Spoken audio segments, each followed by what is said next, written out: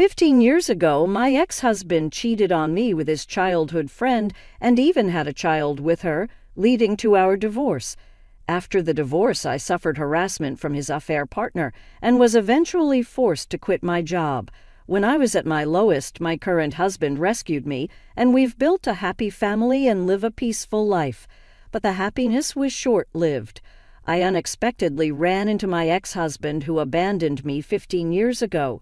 You're still single, aren't you? No one would marry a woman who can't have kids. You still can't say anything but nasty comments, can you? Unlike someone, my son is adorable like his mother, looking down on me with a smug smile. I retorted, "Oh, really? He's very cute indeed.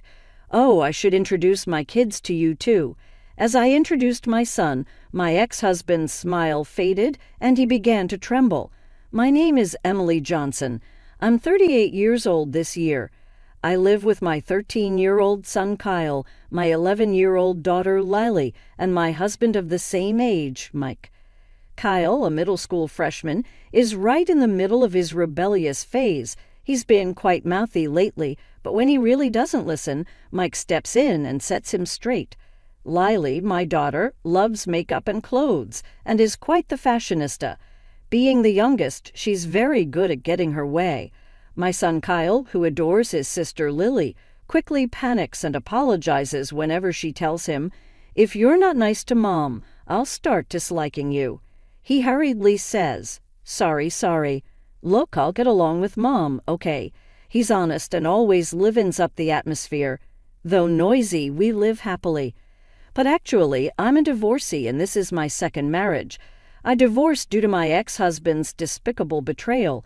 It was 15 years ago when I was in a senior-junior relationship with my ex-husband John in college. We were blessed and had a smooth sailing relationship as we had many mutual friends.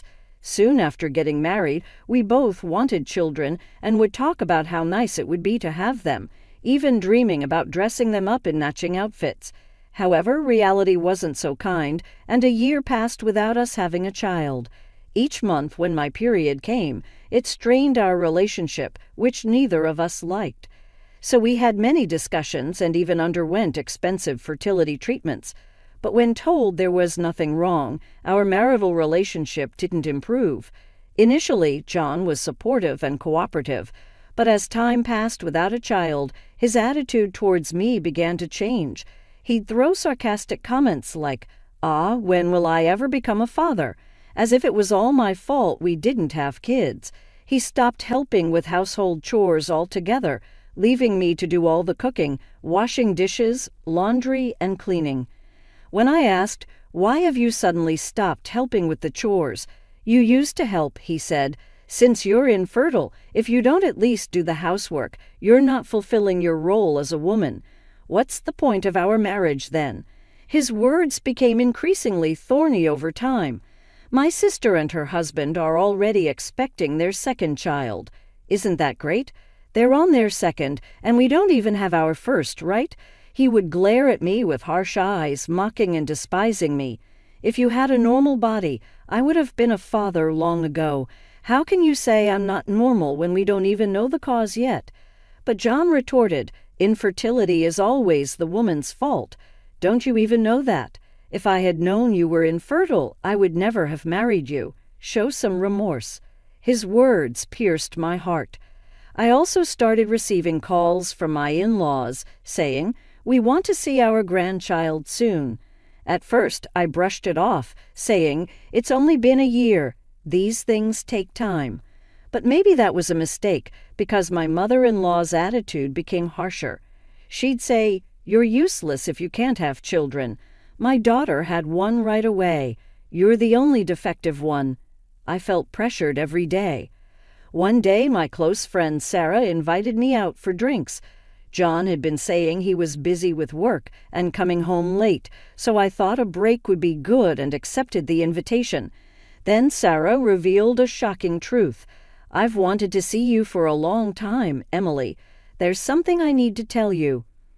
"What did you want to talk about, Emily?" "Do you remember Jessica?" Jessica was John's childhood friend. They lived near each other as kids, and their parents were close. Jessica and I went to the same university, and now she works at my company. She's the president's daughter and got her job through connections. Jessica and I weren't particularly close in college, as we were in different clubs and departments, and we barely interacted at work. John once introduced me to her, saying, "She's my girlfriend, so be nice to her." But she glared at me, perhaps not wanting to lose her childhood friend, so I thought she disliked me and kept my distance. Tall and beautiful, she was popular enough to be in beauty pageants in college and was somewhat of a celebrity in the company, being the president's beautiful daughter. Jessica: "Oh, John's childhood friend. Yeah, I know her. She's beautiful. We're at the same company, but we don't interact much. What about her?"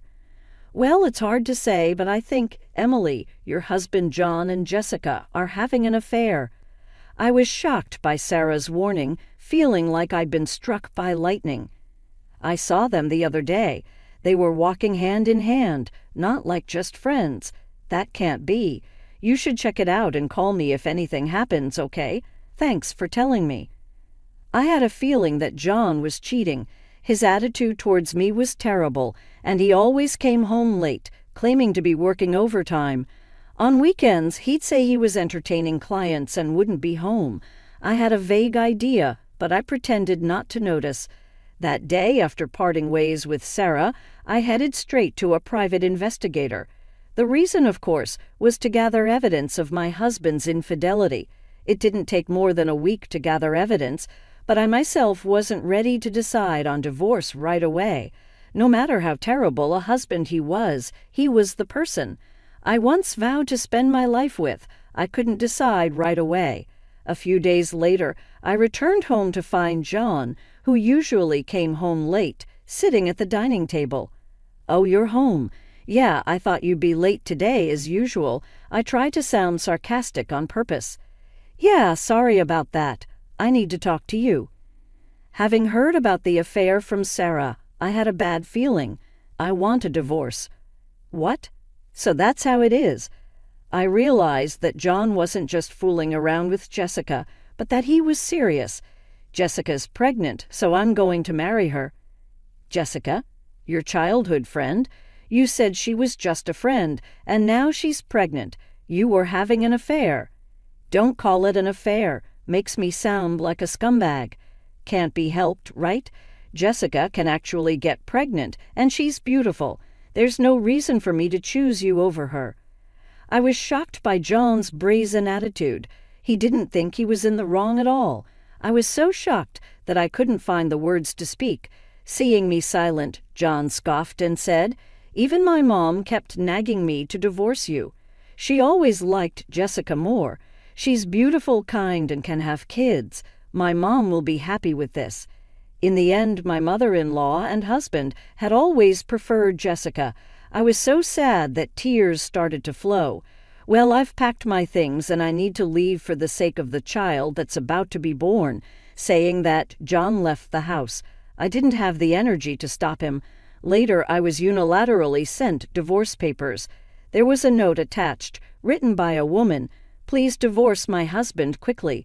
The contradictory words made question marks pop up over my head. I wanted to retort, "You're the one who stole my husband." Seeing those words, I finally came to my senses. Why am I the one being blamed? I couldn't just silently go through with the divorce. With that thought, I took the evidence I had gathered from the private investigator and filed for divorce mediation. A few days after filing, I received a call from an unknown number. Wondering who it could be, I answered the phone to hear a woman's voice, screaming, "What do you think you're doing? Why are you suing us?" It was Jessica, the affair partner. "Well, it's obvious, isn't it? I know all about your infidelity." "Sure, here's the text with punctuation added and divided into short paragraphs.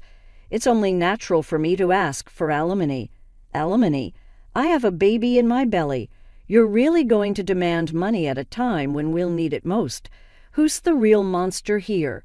You sleep with a married man and have the nerve to say that to me. It's your fault for being infertile, you terrible woman. Her high-pitched screaming hurt my ears. "Anyway, I intend to settle this divorce, including alimony, in court. Let's discuss this further in the proper setting." With that, I hung up the phone. Later, thanks to the evidence I had, the mediation recognized John and Jessica's relationship as adultery. Jan, unhappy with this, tried to blame my infertility, but it was dismissed as unreasonable since no test results had confirmed me as the cause. Within just a year of marriage, I've received $4,000 in alimony from John and $20,000 from Jessica, both paid in one lump sum. I didn't want a prolonged, messy payment schedule and a lingering connection to them. This is how our divorce was finalized. However, my suffering didn't end there. Since John, Jessica, and I all attended the same university, the affair scandal became a topic of gossip among many friends. According to a close friend, the rumor was that I had hidden my infertility and tricked John into marriage. Some people even sympathized with John and Jessica. How awful. Jessica and I worked at the same company, and she spread unfounded rumors there too. Everyone sided with Jessica, who's a beauty and the boss's daughter. She tearfully played the victim, saying, "Emily is such a terrible person, taking money from us for alimony when we're about to have a child, even though she hid her infertility." At first, I tried to ignore it, but being the boss's daughter, Jessica got preferential treatment. My boss would scold me, "Don't be mean to Jessica," and despite my hard work, I was progressively left out of major projects. Eventually, I was mentally cornered and chose to resign. While I was looking for a new job, I received a headhunting offer from another company. They said, "We need someone as diligent and talented as you." At my new job, I was amazed at how freely I could work. My new boss paid close attention to each employee. There was none of that favoritism or nepotism like at my previous company. I found myself drawn to this wonderful boss. That's how I met my current husband, Mike. When I was at my lowest after a terrible split from my ex-husband, he kindly supported me. After several dinners together, we started talking not just about work, but about our personal lives too, and our relationship developed. Things went well between us, and thankfully Mike proposed to me. However, having been rejected by my ex-husband for infertility, I had many fears about marriage and confessed to Mike that I might be infertile. Then, looking at me earnestly, Mike said, "Of course, I'd be happy if we could have a child together in the future, but the most important thing is that I love you, Emily. You're important to me. So even if we can't have children, I will always be by your side." He hugged me gently. I was so happy. I thought I wanted to spend my life with this man and decided to marry Mike. Soon after our marriage, we had our first child, Kyle, followed by our daughter, Lily. Perhaps not getting pregnant with my ex-husband was a matter of timing or compatibility. Raising children is hard, but we're living happily. Then one day I attended a friend's wedding. During the middle of the ceremony, when it was time for greetings and mingling, I stepped out to go to the bathroom and saw my ex-husband, Jan, whom I hadn't seen in 15 years. Oh, why is he here? I panicked for a moment, my mind going blank. But then I remembered that today's bride and groom were friends from college.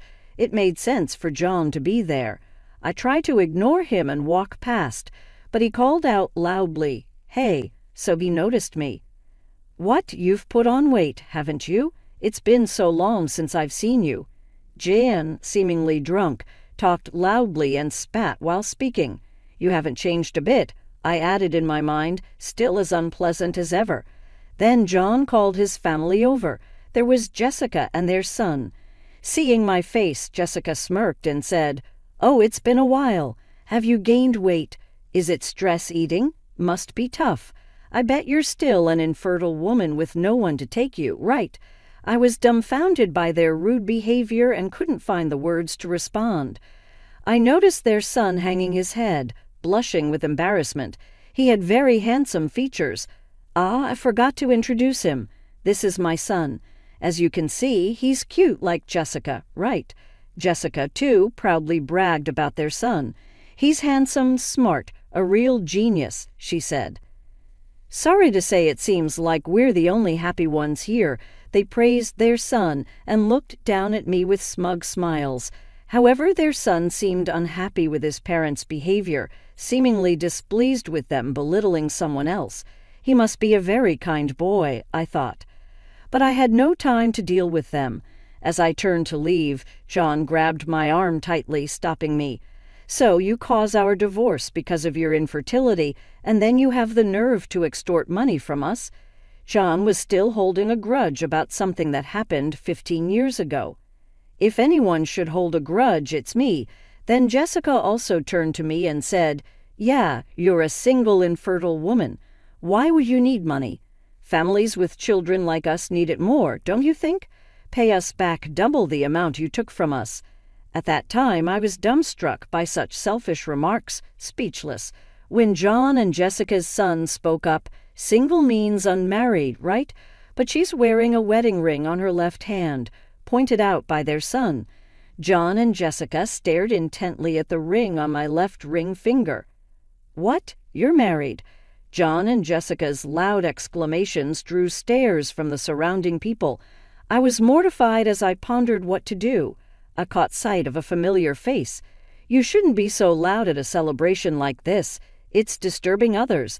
Maybe you should be more considerate, Mom." Who are these scary-looking people? Kyle, Lily, yes, worried about my late return. Kyle and Lily had come to check on me. Lily, as usual, was outspoken, but it was rare for Kyle to speak so provocatively.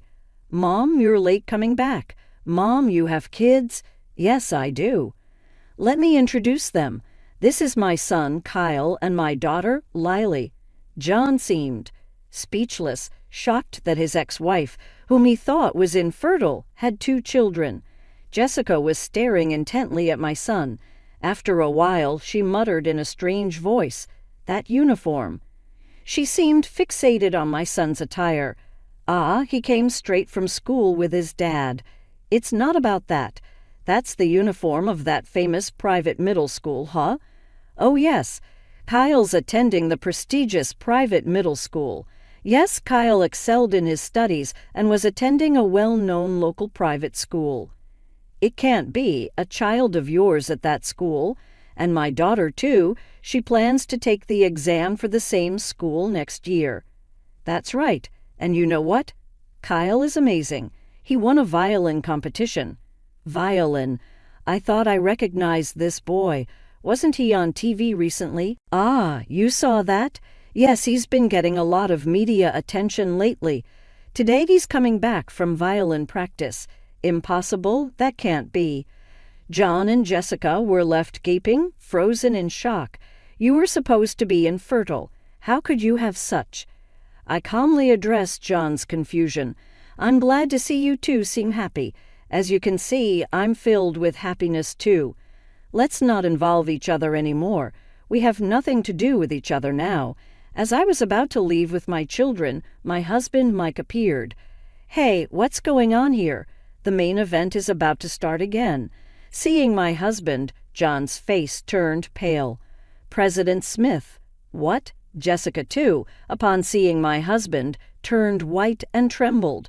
"Your husband is Smith, the young CEO of ABC Corporation who got the job last year, right?" "Actually, my husband Mike works as the CEO of the parent company of Jessica's father's company. He was job hunting when the parent company approached him for a position, and that's how he switched jobs. I met Mike there, a man who was already popular and skilled. Last year, he was recommended by the then CEO and took over the role. Yeah, it's Smith. But what's with this atmosphere? What happened?" Sensing the uneasy air, my husband Mike looked puzzled, and that's when Kyle spoke up. "These people were saying mean things about our mom, calling her infertile and fat, so Lily and I came to help her." They heard it. Kyle and Lily had overheard my ex-husband and his wife making rude comments about me. That's why Kyle had spoken up like that. "You guys are?"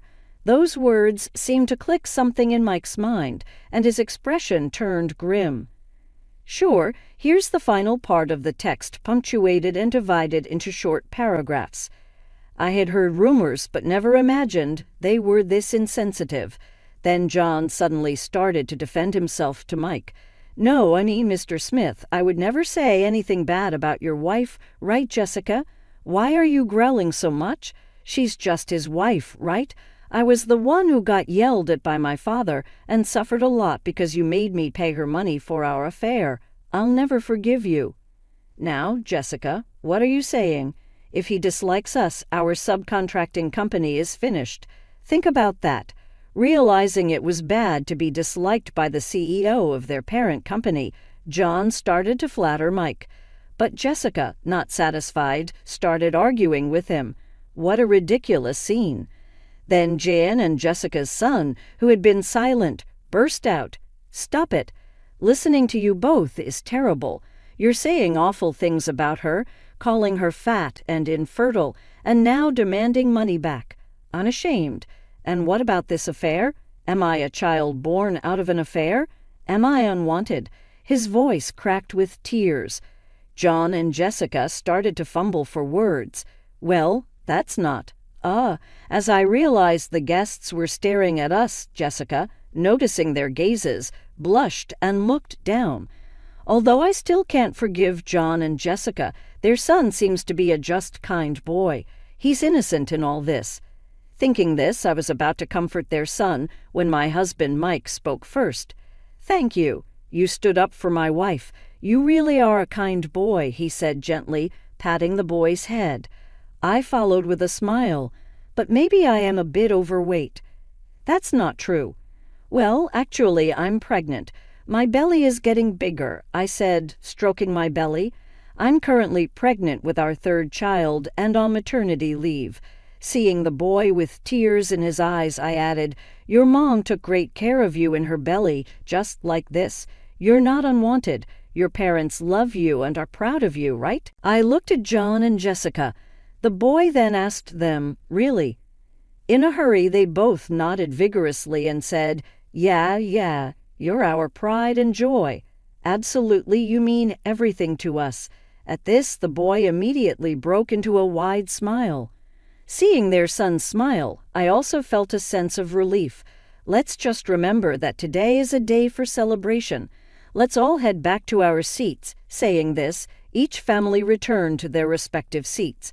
And so the turbulent scene came to a close. As the wedding ended and we were heading to the station, Jessica and John came up holding hands with their son. Kyle and Lily had been intimidating the two who had insulted me, but Mike calmed them down with a wry smile. We're sorry. We're really sorry. It's too late, but for everything before and for today, we're truly sorry. And thanks for earlier for our son. It was the first apology I had heard from them in over 15 years. Perhaps even people as terrible as them had changed a little after having a child. I laughed. Really, it's too late now. With just that, I turned and started walking away. Kyle offered to carry my bags. Lily said, Here, and draped a jacket over my shoulders. Even as children, they were considerate of my pregnancy. All right, how about we make Dad's favorite hamburgers for dinner tonight? Kyle and Lily's favorite. Yay, thank you. With a vow to protect the smiles of my beloved family, I was moving away from the pains of the past.